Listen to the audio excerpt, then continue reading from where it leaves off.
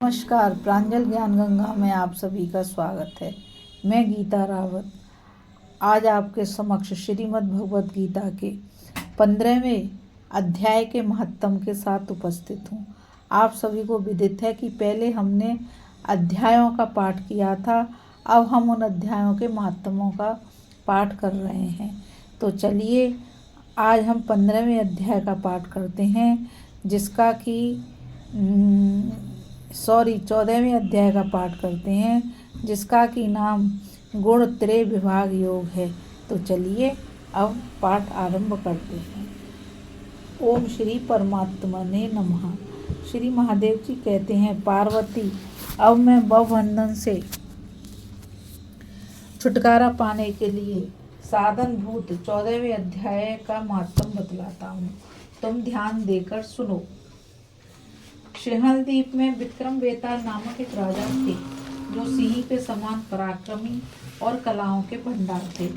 एक दिन वे शिकार खेलने के लिए उत्सुक होकर राजकुमारों सहित 2 कुतियों को साथ लिए वन में गए। वहां पहुंचने पर उन्होंने तीव्र गति से भागते हुए खरगोश के पीछे अपनी कुतिया छोड़ दी। उस समय सब प्राणियों के देखते देखते खरगोश इस प्रकार भागने लगा मानो कहीं उड़ गया हो। दौड़ते दौड़ते बहुत थक जाने के कारण वह एक बड़ी खंदक गहरे गड्ढे में गिर पड़ा। गिरने पर भी वह कुतिया के हाथ नहीं आया और इस स्थान पर पहुंचा जहाँ वातावरण बहुत ही शांत था। वहां हिरन निर्भय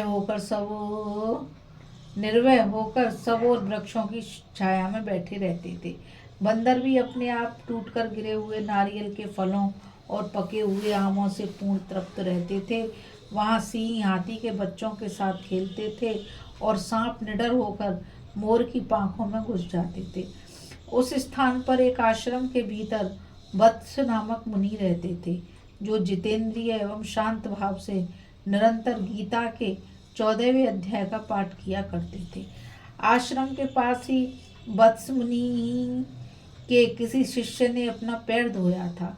ये भी 14वें अध्याय का पाठ करने वाले थे। उसके जल से वहां की मिट्टी गीली हो गई थी। खरगोश का जीवन कुछ शेष था। वह हाँफता हुआ आकर उसी कीचड़ में गिर पड़ा। उसके स्पर्श मात्र से ही खरगोश दिव्य विमान पर बैठकर स्वर्गलोक को चला गया।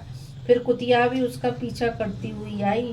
वहां उसके शरीर में भी कुछ कीचड़ के छींटे लग गए। फिर भूख प्यास की पीड़ा से रहित हो कुतिया का रूप त्याग कर उसने दिव्यांगना का रमणीय रूप धारण कर लिया था तथा गंधर्वों से सुशोभित दिव्य विमान पर आरूढ़ हो वह भी स्वर्गलोक को चली गई। यह देख मुनि के मेधावी शिष्य श्वकंदर हंसने लगे। उन दोनों के पूर्व जन्म के बैर का कारण सोचकर उन्हें बड़ा विस्मय हुआ था। उस समय राजा के नेत्र भी आश्चर्य से चकित हो उठे। उन्होंने बड़ी भक्ति के साथ प्रणाम करके पूछा, विप्रवर, नीच योनि में पड़े हुए दोनों प्राणी कुतिया और खरगोश ज्ञानहीन होते हुए भी जो स्वर्ग चले गए, इसका क्या कारण है? इसकी क्या कथा है, सुनाइए। शिष्य ने कहा, भूपाल, इस वन में वत्स नामक ब्राह्मण रहते थे। वे बड़े जितेंद्रिय महात्मा हैं। गीता के 14वें अध्याय का सदा जप किया करते हैं। मैं उन्हीं का शिष्य हूँ। मैंने भी ब्रह्म विद्या में विशेषज्ञता प्राप्त की है। गुरुजी की भांति मैं भी 14वें अध्याय का प्रतिदिन जप करता हूँ। मेरे पैर धोने के जल में लौटने के कारण यह खरगोश कुतिया के साथ ही स्वर्गलोक को प्राप्त हुआ है। अब मैं अपने हंसने का कारण बताता हूँ। महाराष्ट्र में प्रत्युदक नामक महान नगर है। वहाँ केशव नाम का एक ब्राह्मण रहता था, जो कपटी मनुष्यों में अग्रगण्य था। उसकी स्त्री का नाम विलोबना था। वह स्वच्छंद विहार करने वाली थी।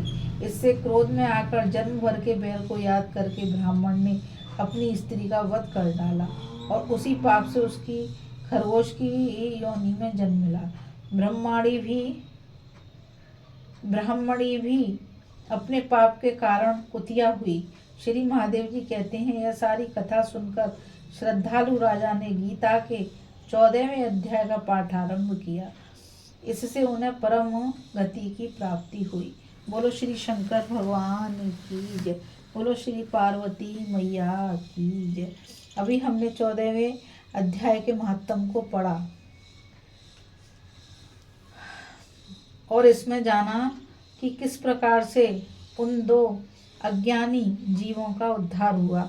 अब मैं आप सबसे यही कहूँगी कि आप सभी इस चैनल को लाइक, शेयर और सब्सक्राइब करिए ताकि यह ज्ञान अधिक से अधिक लोगों तक पहुँच सके।